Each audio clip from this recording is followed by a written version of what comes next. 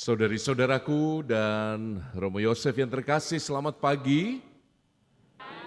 Kalau tidak kenal maka kenalanlah. Nama saya Romo Koko SCY dan Romo yang tadi membacakan Injil adalah Romo Antonius Effendi, dipanggil Romo Effendi juga SCY. Susah cari jodoh singkatannya. Serikat cowok jomblo. Tapi nama asli Latinnya Sacerdotes Cordis Jesu, imam-imam hati Yesus yang Maha Kudus. Saudari-saudaraku, Injil hari ini dan juga bacaan pertama dari kitab Baruh berbicara tentang jalan yang diratakan, yang berlubang ditambal, dan yang berlekuk-lekuk dijadikan lurus, mulus seperti jalan-jalan di Surabaya. Bagi Anda mungkin kutipan tentang jalan ini tidak sangat bermakna. Tetapi bagi Romo Effendi yang datang dari Lampung, agak lain ceritanya. Anda tahu pasti dari sosial media mungkin bahwa jalan-jalan di Lampung aduhai bentuknya. Orang menanam pisang di tengah jalan. Membuat kolam lele di tengah jalan. Karena apa? Jalannya pada bolong-bolong, pada rusak, penuh dengan lumpur. Selama 3 tahun pertama saya menjadi imam, saya ditugaskan di salah satu paroki pedalaman itu, di mana jalannya berlumpur, tidak ada jalan aspal, dan kalau berkendara itu menjadi sangat berbahaya ketika hujan, karena licin sekali dan hanya bisa pakai motor kadang-kadang, kalau pakai mobil rawan tidak bisa ditarik. Jadi Romo kemana-mana bawa motor, dan Anda tahu KLX, mungkin bapak-bapak lebih tahu ya daripada ibu-ibu, motor KLX tahu? Motor yang pernya itu, shocknya itu besar dan tinggi motornya, sehingga kalau dibawa di jalan bergelombang itu mengayun itu ya. Saya sering membawa koster saya, karena perjalanan misa itu 3 hari, 3 malam. 9 kali misa untuk hari Minggu dimulai dari hari Jumat. Jadi Jumat pagi-pagi kami sudah berangkat ke hutan, masuk hutan di pedalaman Sumatera untuk misa. Dan jalannya aduhai, amburadul. Berapa kali Romo jatuh di situ. Lihat postur saya sebesar ini, kalau jatuh kan mak gimana ya? Aduh. Bukan mak teratap mungkin ya.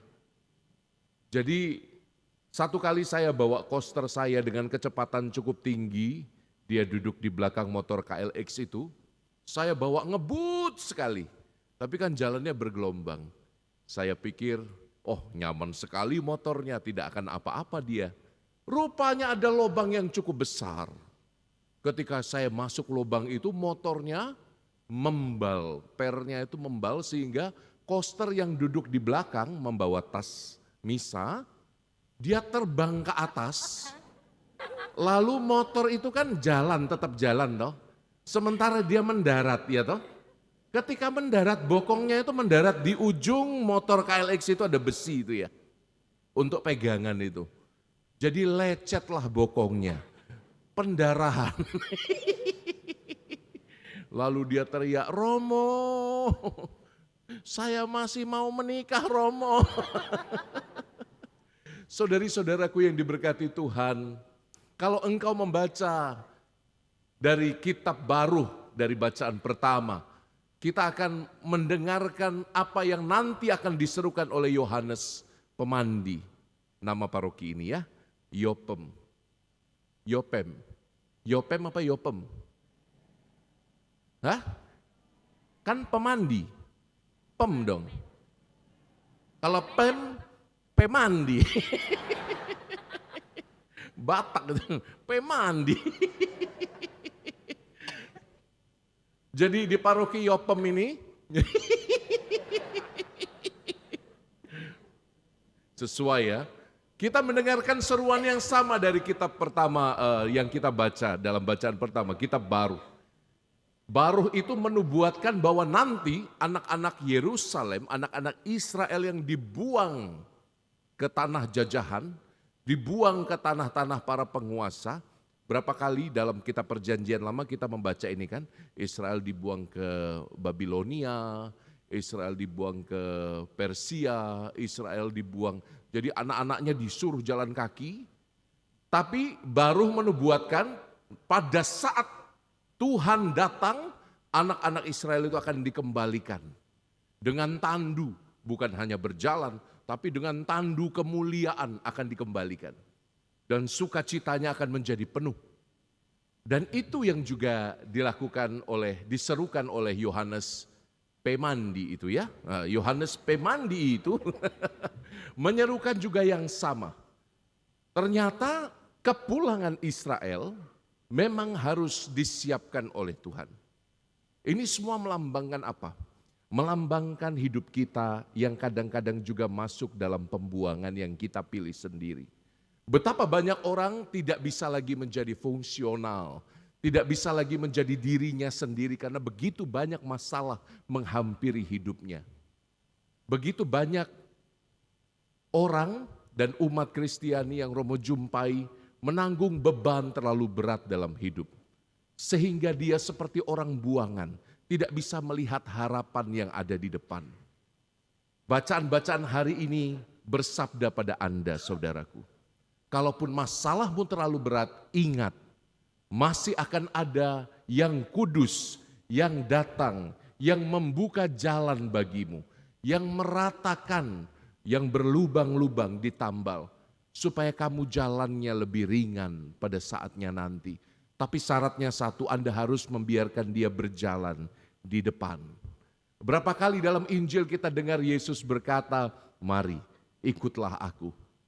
Masalahnya kita tidak menjadikan Tuhan Yesus itu penuntun di depan kita. Sehingga kita selalu merasa sebagai orang buangan. Kita enggak mau keluar dari pembuangan kita masing-masing.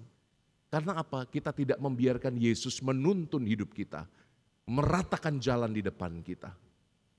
Saudari-saudaraku, mari Romo mengajak Anda di pekan Advent kedua ini. Terutama bagi yang masih diikat oleh perbudakan-perbudakan di tanah pembuangan. Perbudakan modern ini apa contohnya? Kecanduan. Banyak orang kecanduan sekarang ini. Kecanduan apa? Kecanduan apa yang Anda ketahui? Kecanduan apa? Kecanduan HP. Apalagi? Kecanduan games. Apalagi? Judi, apalagi? Judi online makin gila sekarang. Apalagi? Kecanduan bekerja. Kalau para istri akan mengatakan bagus, bekerja terus, bekerja. Tapi kalau bekerja jadi kecanduan, Anda nanti tidak punya waktu untuk merasakan sukacita bersama keluarga, bukan? Apalagi kecanduan apalagi yang kita hadapi sehari-hari? Makan? Terima kasih. Saya mengaku kepada Allah. Kecanduan apa lagi? Ada banyak kecanduan-kecanduan dalam hidup kita. Kecanduan apa lagi? Kecanduan shopping online. Kecanduan apa lagi? Pornografi. Ayo, ada yang kecanduan pornografi di sini? Angkat tangan. Dorawani ya toh. Ada yang kecanduan seks juga. Jadi semua jenis kecanduan-kecanduan itu membuat kita terikat di tanah pembuangan. Dan hari ini Tuhan katakan apa? Ayo keluar dari tanah pembuangan itu. Biarkan aku menuntunmu keluar dari sana. Biarkan aku berjalan di depan engkau. Biarkan aku menjadi pembebasmu. Biarkan aku menjadi Tuhan Allahmu yang menguatkan langkah kakimu.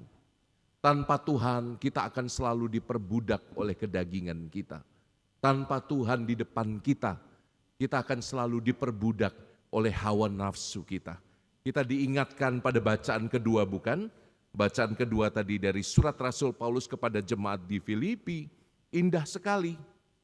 Dan inilah doaku, semoga kasihmu semakin melimpah dalam pengetahuan yang benar dan dalam segala macam pengertian. Maka kalau Anda ingin membiarkan Yesus ada di depan Anda berjalan mengangkatmu keluar dari pelbagai macam kecanduan, Anda harus melengkapi diri juga dengan segala macam pengertian, segala macam pengetahuan.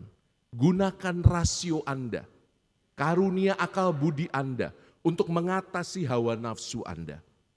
Tiap kali Romo ini orangnya tidak gampang jatuh cinta. Tapi tiap kali saya jatuh cinta, saya lama sekali keluar itu dari perasaan itu ya. Rasanya ingin ketemu terus gitu ya. Anda merasakan yang sama, orang muda? Orang muda merasakan yang sama? Tidak ya? Pantas jomblo.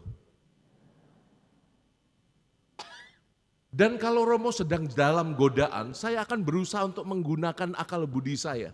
Kenapa saya harus tertarik? Bukankah panggilan imamat itu lebih membahagiakan?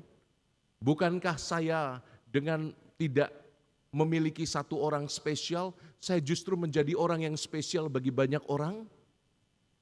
Saya menggunakan akal budi saya. Tapi tetap aja jatuh cinta sih.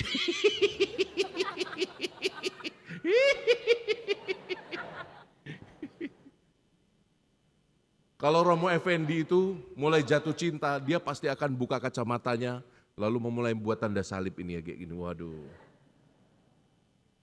Saudari-saudara, gunakan akal budi kita. Santo Paulus mengundang kita dalam pengetahuan yang benar dan dalam segala macam pengertian, kasihmu harus semakin melimpah.